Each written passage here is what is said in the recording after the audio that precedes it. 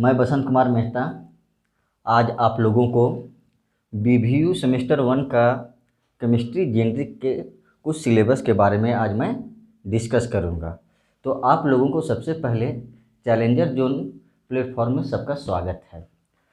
तो सेमेस्टर 1 में full marks आपका रहेगा 100 मार्क्स का रहेगा, जिसमें से प्रैक्टिकल जो होगा सो 25 मार्क्स का होगा, थ्योरी जो आपका होगा सो 75 मार्क्स का होगा। अब ये प्रैक्टिकल में आपको जो 5 मार्क्स हैं वो इंटरनल होंगे, जो कि आपके कॉलेज के द्वारा दिए जाएंगे, और ये जो 20 मार्क्स होंगे जो एक्सटर्नल, जो कि प्रैक्टिकल जो आपको फाइनल एग्ज़ाम के बाद कंडक्ट करवाए जाते हैं वहाँ से मिलेंगे आपको। और थ्योरी में 75 मार्क्स के होंगे, जिसमें से 15 मार्क्स इंटरनल होंगे और 16 मार्क्स जो होंगे सो एक्सटर्नल होंगे। ये मार्क्स जो हैं सो जब बीबीयू एग्जामिनेशन कंडक्ट करवाएगी उसके बाद आपका रिटेन जैसा एग्जामिनेशन होगा और उसका रिजल्ट जैसा आएगा उसके आधार पर वो मार्क्स मिलेंगे आपको, है ना। तो मैं यहाँ पे वही डिस्कस किया हूँ कि internal marks will be given by college and external marks given by the BBU after the written examination. अब मैं बात करूँगा कि क्वेश्चन जो हमारे 60 मार्क्स के आएंगे एग्जामिनेशन में, उसमें कितने क्वेश्चंस होंगे।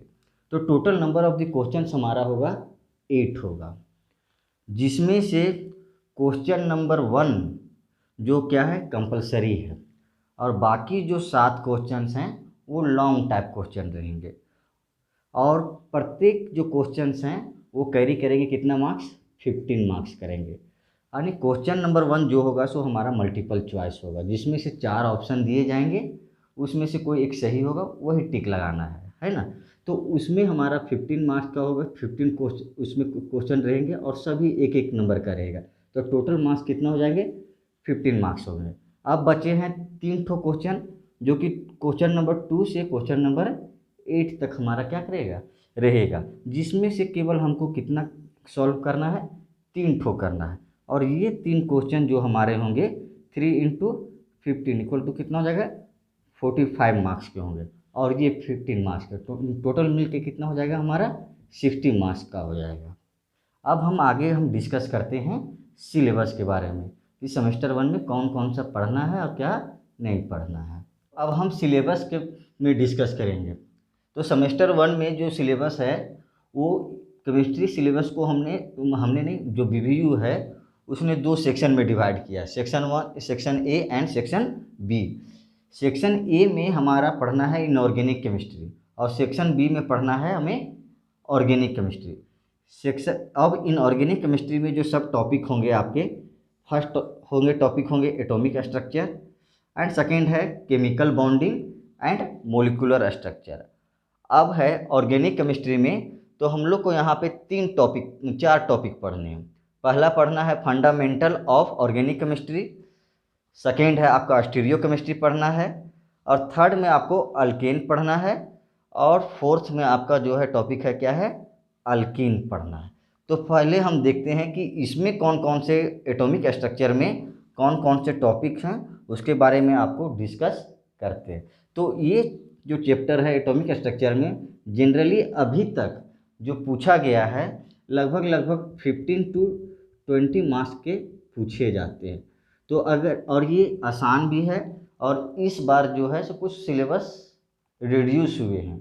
तो ये है कि अगर इसको बढ़िया से पढ़ते हैं, और ये ज़्यादा टफ भी नहीं है, और हम लोग क्या कर सकते हैं कि ये 5-6 लेक्चर में हम इसको ख़त्म कर सकते हैं, और आसानी से हम चाहें तो इसी से हम क्या कर सकते हैं कि पास हो सकते हैं। अगर हमको और ज़्यादा मार्क्स लाने हैं तो ये सबको भी हम क्या करेंगे इस the challenger zone video platform में हम डिस्कस करेंगे। अब हम एटॉमिक स्ट्रक्चर टॉपिक में हम लोग क्या टॉपिक पढ़ेंगे, कितने टॉपिक, 1 2 3 4 5 6 7 टॉपिक पढ़ेंगे। फर्स्ट टॉपिक पढ़ेंगे सिग्निफिकेंस ऑफ क्वांटम नंबर। ये क्वांटम नंबर हमें क्या बताएगा, क्वांटम नंबर हमें ये बताएगा कि किसी भी एटम में इलेक्ट्रॉन का पोजीशन कहाँ पे है, उसका एनर्जी क्या है, वो न्यूक्लियस से कितने दूरी में है, किस डायरेक्शन में वो स्पिन कर रहा है, इसके बारे में हम लोग क्या करते हैं क्वांटम नंबर में पढ़ते हैं। अब हम यहाँ पढ़ेंगे कि ऑर्बिटल हम लोग जानते हैं कि एस, पी, डी और एफ ऑर्बिटल हम लोग अभी तक पढ़ते हैं। तो इसका शेप कैसा होता है? एस का शेप स्फेरिकल, पी का डम्बेल, इसका डबल डम्बेल होता है ना। तो हमको यहाँ पे मेनली हमें तीन ही ठो का शेप पढ़ना है, एस, पी और डी एटॉमिक ऑर्बिटल का। अब हम यहाँ पढ़ेंगे नोडल प्लेन रूल कि इसमें कितने प्लेन इसको क्या कर सकता है कि जहाँ नोडल पॉइंट हम वहाँ बोलते हैं जहाँ पे इलेक्ट्रॉन का पाए जाने की पॉसिबिलिटी तुम्हारा आपका जीरो है। तो उस तरह के कितने प्लेन कट कर सकते हैं जहाँ पे इलेक्ट्रॉन पाए नहीं जाते, इसके बारे में हम लोग यहाँ पे पढ़ेंगे।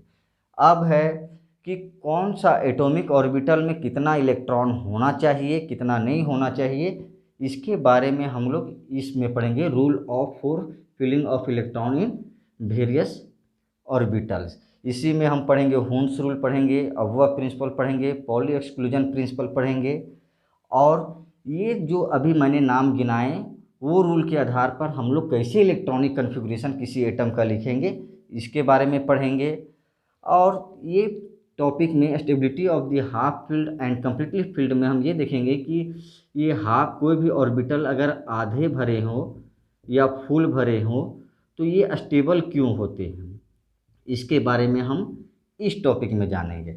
और कुछ कुछ एक्सेप्शन है इलेक्ट्रॉनिक कन्फिग्रेशन लिखने में, तो आखिर वो एक्सेप्शन क्यों है इसके बारे में हम इस टॉपिक में स्टडी करेंगे। अगर हम लोग ये टॉपिक है आसान है, हमेशा क्या करेगा, ये 20 मार्क्स हमेशा दिलाएगा, क्योंकि कुछ कुछ जो ये टॉपिक हैं वो 20 या 30% जो होते हैं वो हम लोग +2 में भी पढ़ चुके होते हैं, तो ये आसान भी है।